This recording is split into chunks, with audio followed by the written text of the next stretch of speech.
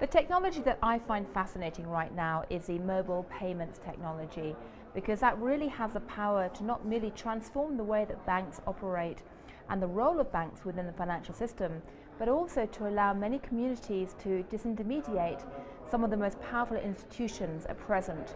And by putting consumers directly in touch with other consumers, allowing people to send money across distances without having to physically move, and sometimes even use mobile payments as a savings device, you're essentially allowing communities to start using money in a more creative way.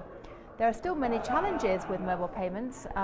In some countries like Kenya or the Philippines it's worked well. In many others it's been more problematic. But to my mind that's one of the most interesting and potentially creative forms of innovation right now.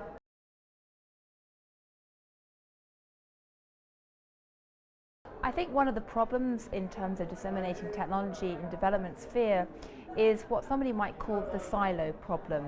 The fact that traditionally many development agencies have tended to operate within specific silos. There's been a presumption that technology flowed from the west to the east, from the north to the south, from the developed world to the developing worlds. And there's also been impediments in terms of the way that innovation is financed. There haven't been enough creative thinkers around trying to look at ways of bringing together different areas of academic research and expertise with different forms of funding. That is starting now, but it's something of an uphill battle. One thing that though gives me a tremendous source of encouragement is the fact that reverse innovation is starting to take hold. The idea you can get innovations coming from the east to the west, south to north, and also we're seeing a shift in the financial power balance across the world, which again is opening the way to potentially a new debate about how innovation is financed and disseminated.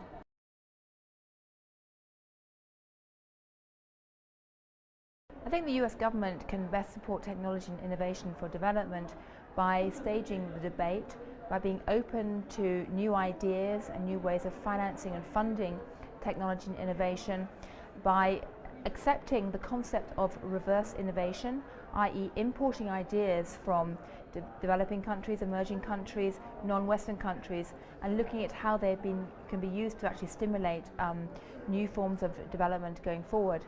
Perhaps the most important thing of all the US government can do, though, is to signal that it takes the issues seriously, not just for the sake of the developing world, but also for the West as well.